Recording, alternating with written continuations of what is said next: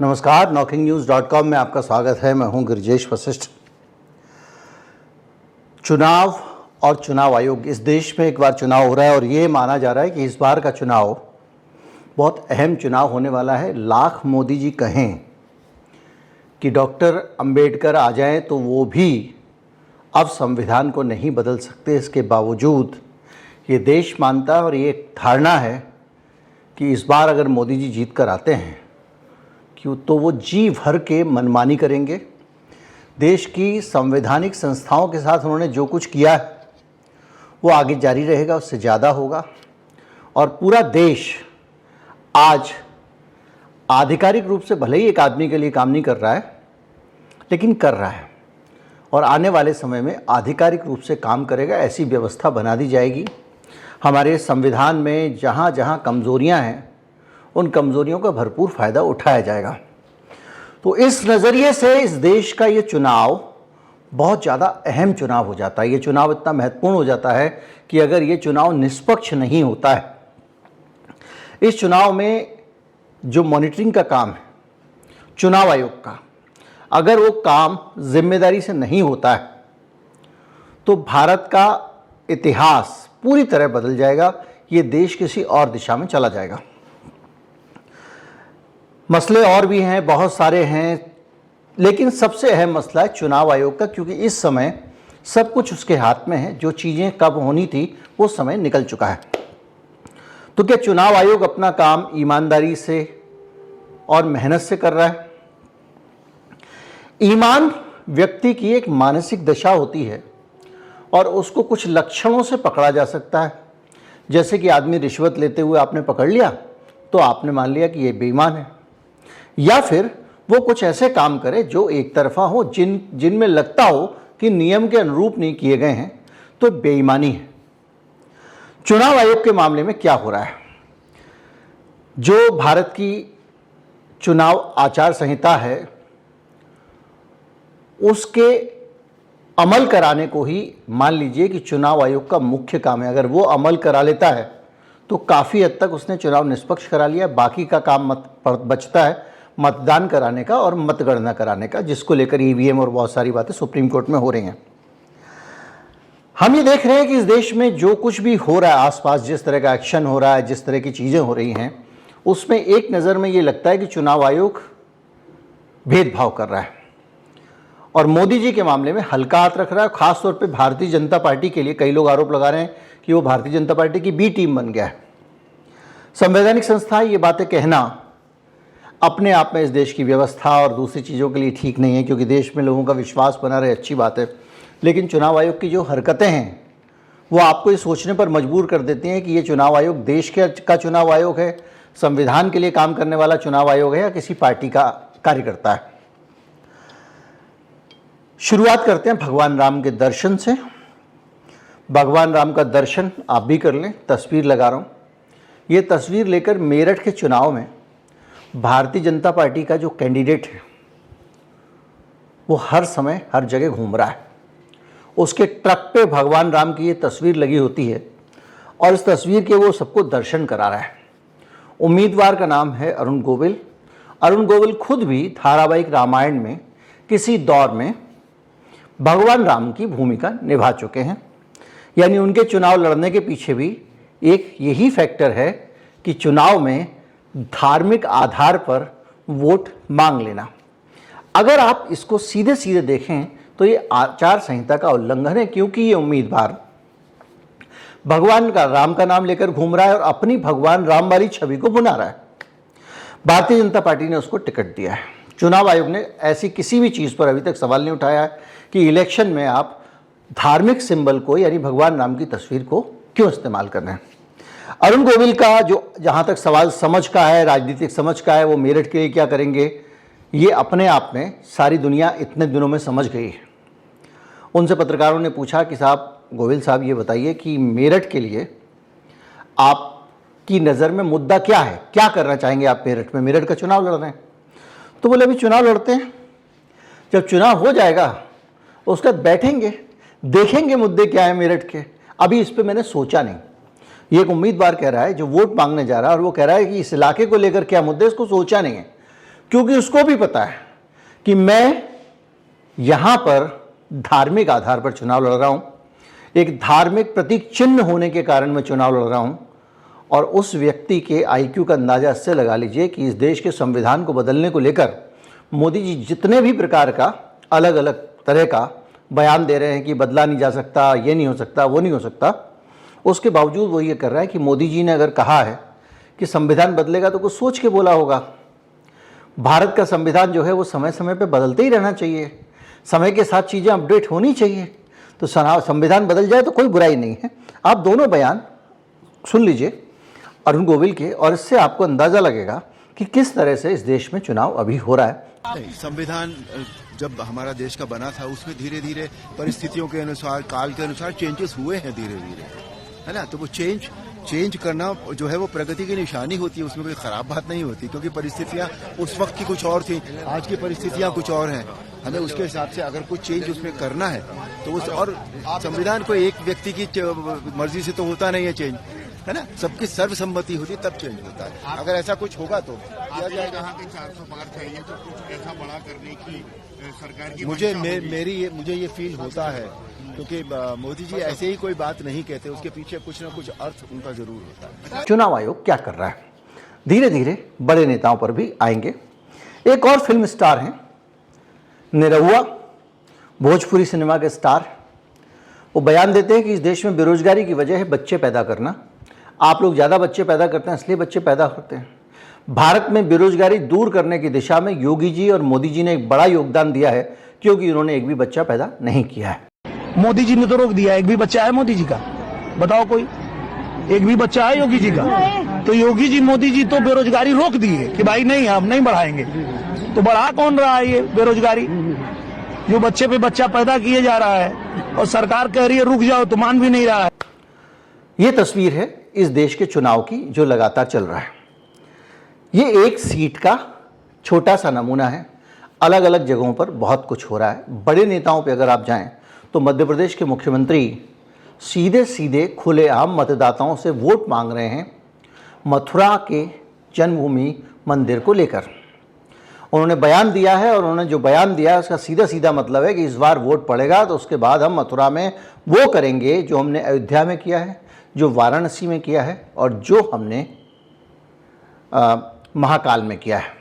बयान सुन लें आप। तो भगवान राम की तो जय जयकार करेंगे, लेकिन अब इससे आगे की बात भी करना है। भगवान महाकाल का महालोक बन गया, विश्वनाथ धाम का आनंद काशी में आ गया। अभी गोपाल कृष्ण बुला रहा है मथुरा में हमको सबको। तो अब की बार जो वोट पड़ेगा वो मथुरा के नाम पे पड़ेगा। बोलो पड़ेगा कि नहीं पड़ेगा? बोलो गोपाल कृष्ण भगवान की।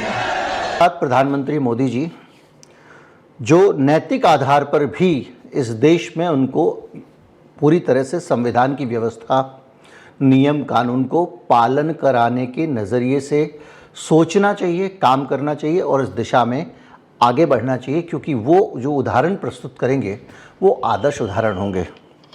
10 साल में मोदी जी ने क्या क्या नहीं किया। नोटबंदी कर दी, जीएसटी लगा दिया, सांसदों को उठा के बाहर फेंक दिया, कितने लोगों को जेल में डाल दिया। आप गिनते जाइए, 25-50 कंट्रोवर्शियल चीज़ें हैं। डोकलाम में भूटान को चीन के भरोसे छोड़ के आ गए। डोकलाम की ज़मीन पे चीन ने कब्जा कर लिया। डोकलाम में भारत की ज़मीन भले ही नहीं गई है, लेकिन वो भारत के जो अब हमारा नॉर्थ ईस्ट को जहाँ से जोड़ता है जो हिस्सा, उस हिस्से के बहुत नज़दीक पहुँच गया। एक छोटा सा कॉरिडोर है जिसको लोग चिकन नेक कहते हैं, और युद्ध की स्थिति में बड़ी आसानी से वो ये कर पाएगा वहाँ से कि नॉर्थ ईस्ट को भारत से अलग कर दे। और सबसे ज़्यादा नॉर्थ ईस्ट को अगर किसी देश से खतरा है तो वो बांग्लादेश से है, और उससे भी ज़्यादा चीन से है। इसके अलावा और भी बहुत सारी चीज़ें हुई हैं। बांग्लादेश को ज़मीन दी है, अडानी साहब को हिंडनबर्ग रिपोर्ट आई है, दूसरी चीज़ें आई हैं। तो 10 साल में जो जो चीज़ें हुई हैं, मोदी जी उन चीज़ों के नाम पर वोट नहीं मांग रहे। अगर आपने सोच समझ के किया, सही किया, तो जनता को बताइए कि हमने 10 साल में महुआ मोइत्रा को निकाला, राहुल गांधी की सदस्यता ख़त्म कर दी, या जो भी उनकी नज़र में अच्छा हो। झंडा बुलंद हो गया है, डंका बज गया है, जो कुछ वो कहना चाहते हैं, या भारत की ज़मीन पे चीन ने कब्जा नहीं किया है, वो आए और जनता के सामने कहें, क्योंकि आपके सामने 10 साल की उपलब्धि बताने का मौका है और आने वाले 5 साल के लिए प्लान बताने का मौका है। लेकिन मोदी जी का इतिहास है कि जब भी चुनाव आने वाला होता है उसके 2 साल बाद का टारगेट दे देते हैं। 2019 की जगह उन्होंने कहा कि 2022 तक हम ये कर देंगे, ये कर देंगे, वो कर देंगे। उसके बाद अब जो 2024 का चुनाव आ रहा है तो उन्होंने एक नया राग अपना शुरू कर दिया कि 2047 तक हम देश को ये बना देंगे, वो बना देंगे। भाई उनको 2024 तक, 2022 तक बल्कि 5 ट्रिलियन की अर्थव्यवस्था बना देनी थी, जो उन्होंने वादा किया था। इसके नाम पे उन्होंने दुनिया भर में वोट मांगे थे, नहीं बन पाई है। हाईवे बनाने के लिए जिस तरह के बड़ी बड़ी बातें की थी उतने नहीं बन पाए। और अब मोदी जी इतने 10 साल की नाकामी के बाद धीरे से एक जगह तो ये बोल गए कि हमने अपनी तरफ से सब कोशिश की है, जितना कर सकते थे कर पाए, अब आगे मौका दोगे तो हम बहुत ज़्यादा करेंगे। यहाँ एक जगह बोल गए, लेकिन उसके बावजूद मोदी जी अपने 10 साल के कामकाज को डिस्कस क्यों नहीं कर रहे हैं, उस पर बात क्यों नहीं कर रहे हैं। हमने बातचीत शुरू की थी चुनाव आयोग से, क्यों वो बार बार चुनाव आचार संहिता का उल्लंघन कर रहे हैं, इस देश में धर्म के नाम पर वोट मांग रहे हैं। मोदी जी का जो भाषण है अभी हाल में जो उन्होंने पीलीभीत में दिया, उन्होंने बार बार हिंदुओं को भड़काने के लिए एक पॉलिटिकल पार्टी के खिलाफ, एक गठबंधन के खिलाफ तरह तरह के बयान दिए।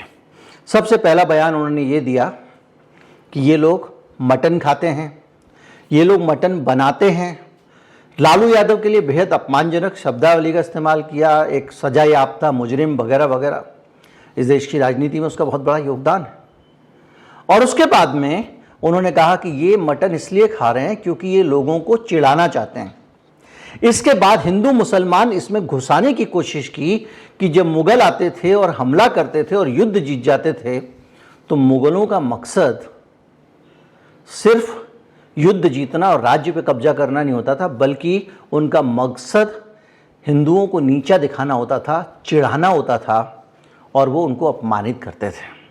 और ये लोग भी जनता को इसी तरह चिढ़ाना चाह रहे हैं, मटन दिखा दिखाकर।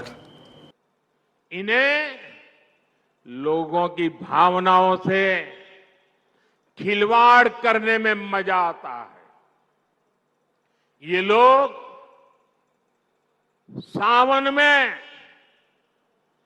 एक सजा याफ्ता, जो सजा कोर्ट ने जिसको सजा की है, जो जमानत पर है, ऐसे एक मुजरिम के घर जाके सावन के महीने में मटन बनाने का मौज ले रहे हैं।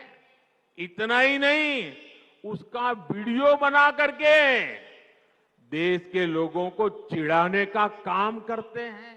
आप बताइए, कोई भी इलेक्टोरल पॉलिटिक्स वाली सरकार होगी, देश के नागरिकों को, लोगों को चिढ़ाएगी क्यों?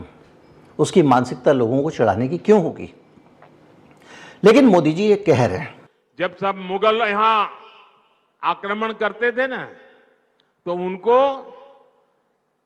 सत्ता, राजा को पराजित करने से संतोष नहीं होता था। जब तक मंदिर तोड़ते नहीं थे, जब तक श्रद्धा स्थानों की कत्ल नहीं करते थे, उनको संतोष नहीं होता था, उनको उसी में मजा आता था। वैसे ही सावन के महीने में वीडियो दिखाकर वो मुगल के लोगों के जमाने की जो मानसिकता है ना, उसके द्वारा वो देश के लोगों को चिढ़ाना चाहते हैं। ये हिंदू मुसलमान की तो मसले हैं कि साहब सावन में आपने मटन क्यों खा लिया, आपने जो है नवरात्रि में मछली क्यों खा ली, ये क्यों कर लिया। और ये कह के आप जिस क्षेत्र से तेजस्वी यादव आते हैं उस क्षेत्र में मछली खाना आम है, सारे लोग खाते हैं, हर जाति के लोग खाते हैं, और नवरात्रि के दौरान भी खाते हैं बहुत सारे लोग। नॉर्थ ईस्ट में आपके किरण रिजिजू बीफ खाते हैं, आपकी पार्टी में है ना, मंत्री है ना। अब कोई आदमी मंच पे खड़े होकर कहे कि इनका मंत्री तो मीट खाता है, वो भी बीफ खाता है, तो वो धार्मिक भावना भड़काने वाली बात हुई ना। यहां पर भी मोदी जी के पास कोई मुद्दा नहीं है। अब आप सोचिए कि सिखों के बीच में, सिखों के वोट लेने के लिए मोदी जी बहुत सारे धार्मिक मसले उठाते हैं। गुरु ग्रंथ साहब को, ये भी तो धर्म के नाम पर वोट मांगना हुआ। एक वकील साहब ने बाकायदा मुकदमा दर्ज किया और कहा कि इनका 6 साल के लिए नामांकन रद्द करिए मोदी जी का। वहाँ से अफगानिस्तान से हम गुरु ग्रंथ साहब की कृति लेकर आए। हमने जो है वो जयंती मनाई गुरु गोविंद सिंह जी की। हमने ये, अरे भाई, वहाँ सरकार में आप जयंती मनाने के लिए गए हो। इस देश के गुरुद्वारे और इस देश के सिख इतना सक्षम हैं कि मोदी जी आपके भी महापुरुषों की अगर आप कहोगे तो वो जयंती मनवा देंगे।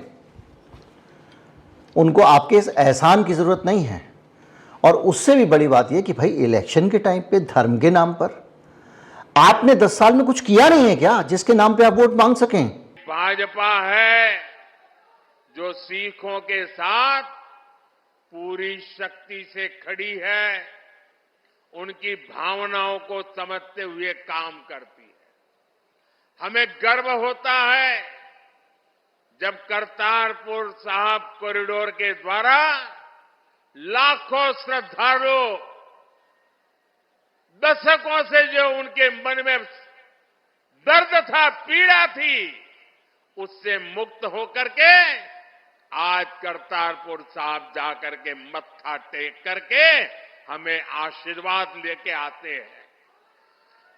ये भाजपा सरकार है जिसने लंगर की वस्तुओं पर से जीएसटी हटाया। हमने श्री हरिमंदिर साहब के लिए एफसीआरए रजिस्ट्रेशन सुनिश्चित किया, जिससे विदेश के लोगों को भी सेवा करने का अवसर मिले। हमने वीर बाल दिवस मनाकर साहिबजादों के शौर्य को सम्मान दिया। गुरु नानक देव जी का 550वां प्रकाश पर्व हो, गुरु तेग बहादुर जी का 400वां प्रकाश पर्व हो, गुरु गोविंद सिंह जी का 350वां प्रकाश पर्व हो, भाजपा सरकार ने देश विदेश में सभी पर्व धूमधाम से मनाए। अब आप देखिए, और इन सब चीजों को मैं इसलिए जिक्र कर रहा हूं कि ये चुनाव आयोग ढड्डू बना हुआ क्यों बैठा हुआ भाई? क्या इसका फर्ज नहीं बनता इस मामले? अच्छा, इन सब मामलों में शिकायतें जा रही हैं चुनाव आयोग के पास। पूरा चुनाव धर्म के आधार पर विभाजनकारी चीजों को लेकर बन रहा है। पाकिस्तान के अंदर जिस आदमी के ऊपर आरोप था कि उसने वो जिस पे जासूसी के आरोप लगे थे हमारे भारत के एक व्यक्ति को, जिसने जेल में हत्या कर दी थी, इन्होंने कह दिया कि हमने उसको मार डाला है। उस पर हमला हुआ था पाकिस्तान में। पाकिस्तान की सरकार कह रही नहीं मारा। उससे पहले गार्जियन में खबर आती है कि भारत की सरकार ने 20 लोगों को मार दिया पाकिस्तान में घुस के। पाकिस्तान 6 का आरोप लगाता रहा है, यहां 20 की घोषणा करा दी गार्जियन में। और उसके बाद में हमेशा की तरह ऑफिशियली सरकार खंडन कर रही है और नेता लोग बयान दे रहे हैं, राजनाथ सिंह जैसे बड़े नेता, कि हमने ये कर दिया, हम तो किसी को छोड़ते नहीं। यानी वही हिंदू मुसलमान पाकिस्तान, ये कब तक पूरी जिंदगी हम ये करते रहेंगे भाई? 10 साल आपने काम किया तो क्या यही किया है? खैर, इसमें फिर उसके बाद मैंने राम मंदिर को लेकर भी उन्होंने मसला उठाया। उससे पहले आसुरी शक्तियों वाला।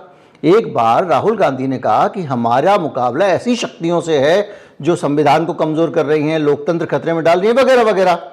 शक्ति शब्द उठा लिया। अब मोदी जी इस चुनाव में सब्जेक्ट, जब उस पर क्लैरिफिकेशन आ गया, सब कुछ आ गया, क्लोज हो गया मैटर, मोदी जी चुनाव में गाए जा रहे हैं।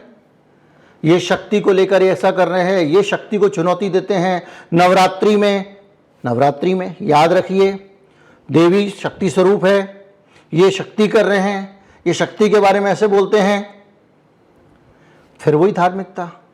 आज देश भर में जिस शक्ति की पूजा हो रही है, उस शक्ति का कांग्रेस ने घोर अपमान किया है। जिस शक्ति के आगे हम शीश झुकाते हैं, उस शक्ति को उखाड़ फेंकने की बात ये कांग्रेस के नेता कर रहे हैं। शक्ति का कोई भी उपासक इंडी गठबंधन को इस अपमान के लिए माफ नहीं करेगा। हर जगह आपको मोदी जी का ये काम मिल जाएगा। राम मंदिर का मसला, राम मंदिर को लेकर मोदी जी ने कितना बड़ा झूठ बोला। एक तो ये कि भाई राम मंदिर में इन्होंने अड़ंगे लगाए, ठीक है साहब, राम मंदिर में हमने बहुत पूरी कोशिश करके बनवाया, ये भी मान लेते हैं। लेकिन जब राम मंदिर बन रहा था तो ये लोग उसमें आमंत्रित करने पर नहीं आए, ठीक है साहब, ये भी मान लेते हैं, नहीं कारण उन्होंने बताए थे। ऊपर से तुर रहा है कि अब ये लोग जो वहां गए। भाइयों बहनों, मैं अभी भी समझ नहीं पाता हूं कि इनके मन में इतना जहर भरा है कि उनकी पार्टी से जो प्रतिष्ठा में गए, प्राण प्रतिष्ठा में जो लोग गए, उनको 6 साल के लिए पार्टी से निकाल दिया। क्या ऐसा कभी हिंदुस्तान में हो सकता है? भैया सुप्रिया श्रीनाथ तो गई थी, इसको तो नहीं किया, और बहुत सारे नेता गए थे, किसी को नहीं किया। अब वो आपके कल के पीठ वाले सफेद कपड़े पहनने वाले बाबा जी जो कांग्रेस के मेंबर थे, पूरी जिंदगी वो मोदी जी को भी श्लोक सुनाते रहे हैं और उनकी जगह जगह पे बहुत सारी ये चुनाव के 1 साल पहले से छोड़ दो तो वो पूरा प्रसाद देते रहे मोदी जी को। अब पता चला कि उनको अपने कल की पीठ के उद्घाटन में प्रधानमंत्री को बुलाना था, और दूसरा ये कि उनका मन भर गया था कांग्रेस से, तो पिछले 6 महीने साल भर से वो अपने पार्टी के नेतृत्व को हर मौके पर गाली दे रहे थे। तो उसके बेसिस पे पार्टी के नेतृत्व में उनको हटा दिया। तो उसको मोदी जी कह रहे हैं कि वो चले गए थे राम मंदिर को जो प्राण प्रतिष्ठा में, इसलिए हटा दिया। फिर झूठ, राम मंदिर से जोड़ना, धर्म की राजनीति। यार धर्म कितना धर्म घुसाइएगा? 10 साल काम करने के बाद आपको वही धर्म का सहारा है 2014 से पहले जो था, वही घिसे पिट्टे मुद्दे। अब क्या करोगे? अब कर्नाटक में जाके फिर बोल गए हैं वो। कर्नाटक में उन्होंने बोल दिया कि ये टुकड़े टुकड़े गैंग के सुल्तान बन गए। कांग्रेस पार्टी भी है, कांग्रेस पार्टी आज टुकड़े टुकड़े गैंग की सुल्तान बनकर घूम रही है।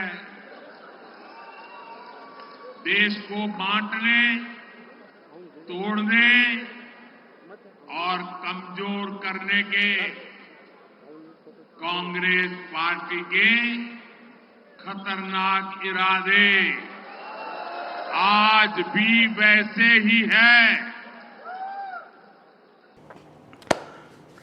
क्यों भैया? टुकड़ा टुकड़ा गैंग कोई है क्या? प्रधानमंत्री को शोभा देता है इस तरह की भाषा? जिस तरह से गार्जियन की खबर का विदेश मंत्रालय खंडन कर रहा था कि नहीं, हमने पाकिस्तान के लोगों की हत्या नहीं कराई है, उसी तरह से भारत सरकार के गृह मंत्रालय से आरटीआई डाल के पूछा गया कि ये टुकड़ा टुकड़ा गैंग क्या है। तो गृह मंत्रालय ने कहा ऐसे किसी गैंग के बारे में हमको नहीं पता कौन सा होता है। अमित शाह का गृह मंत्रालय है, लेकिन मोदी जी टुकड़ा टुकड़ा गैंग दोहराए जा रहे हैं।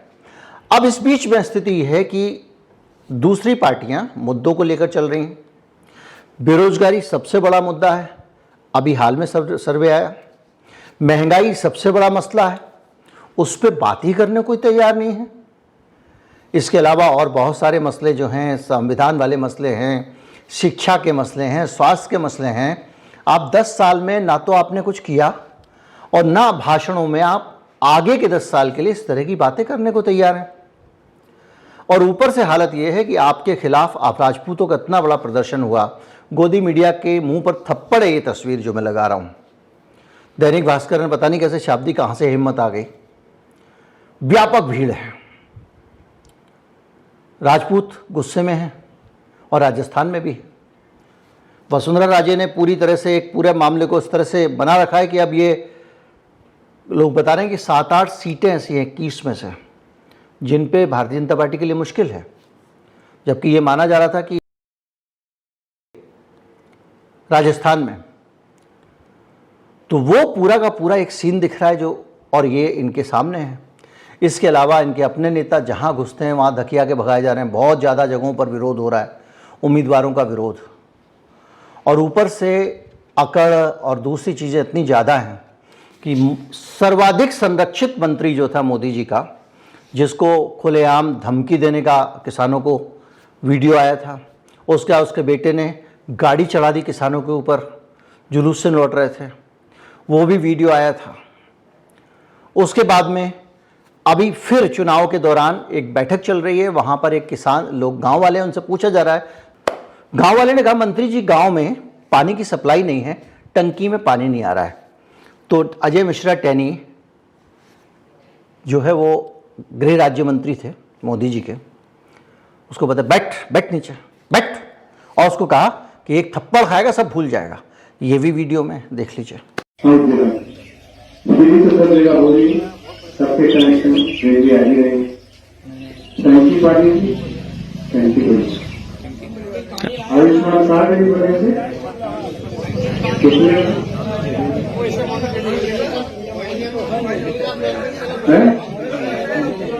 तो साइड जाओगे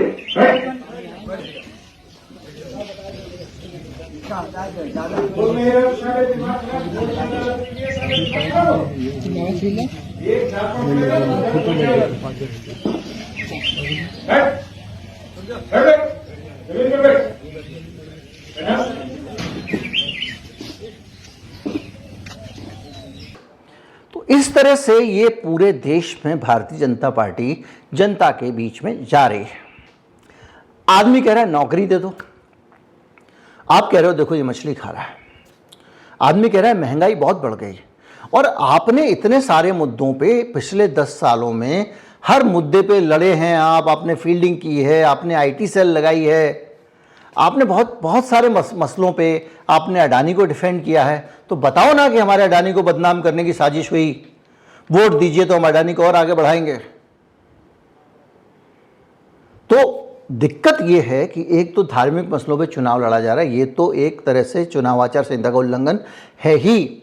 इसके अलावा आप और हमारा वोट ये सरकार लेने आ रही है, इधर उधर की बातें बना के वोट ले जा रही है, और जो ये सरकार असल में करने वाली है उसके बारे में आज आपसे वोट नहीं ले रही है, बाद में उसको छल पूर्वक करेगी। छल पूर्वक कैसे करेगी? संसद में उठा के सारे सदस्यों को बाहर कर दो, और उसके बाद जो मर्जी आए वो कानून पास कर लो। कृषि कानून आपने पास कर दिया, आप सही थे ना, आपका कहना था कृषि के कानून सही है, किसानों पे आपने लाठियां भांजी, उनको बोरों में भर के पीटा। तो अब बोलिए ना चुनाव में आके कि वो सही था और देश के खिलाफ साजिश हो रही थी। जो बहुत सारे मसले हैं, तो आपके अंदर वो हिम्मत नहीं है कि आपने जो 10 साल किया उस पर आप वोट मांग लो, फिर दोबारा इधर उधर की बातें करके उल्लू बना के आप वोट ले जाओगे, और 10 साल फिर वही करो, और जाहिर बात है इस बार आप ज़्यादा निर्द्वंद हो जाओगे, ज़्यादा बेखौफ हो जाओगे, तो जी भर के करोगे। तो कुल मिला के इन सारी स्थितियों में जो सबसे ज़्यादा बड़ा रोल है वो चुनाव आयोग का है, और चुनाव आयोग की ये भूमिका दुनिया भर में डिस्कस हो रही है। और भारत के चुनाव पे अभूतपूर्व अभी तक इवन इमरजेंसी के दौरान भी इतने संदेह खड़े नहीं हुए। मैंने आपको बताया था कि चुनाव आयोग को लेकर और ईवीएम को लेकर, दोनों चीज़ों को लेकर गंभीर सवाल खड़े किए हैं सीएसडीएस के पोल में लोगों ने। ईडी सीबीआई जैसी रेपुटेशन हो गई है चुनाव आयोग की, और अब ये सब देख रहे हैं, इसमें भी ये हो रहा है। तो भैया इस देश में स्वतंत्र और निष्पक्ष चुनाव की कैसे उम्मीद करें, जब प्रधानमंत्री ही धार्मिक आधार पर वोट मांग रहा है और चुनाव आयोग बैठा हुआ है प्रसाद लेने मंदिर के बाहर जैसे बैठते हैं। वीडियो साझा करें, क्योंकि इसी चुनाव आयोग और दूसरी सरकार की मेहरबानी से वीडियो लोगों तक पहुंच नहीं रहा है। शेयर करने से ही पहुंचेंगे। नमस्कार, जय हिंद।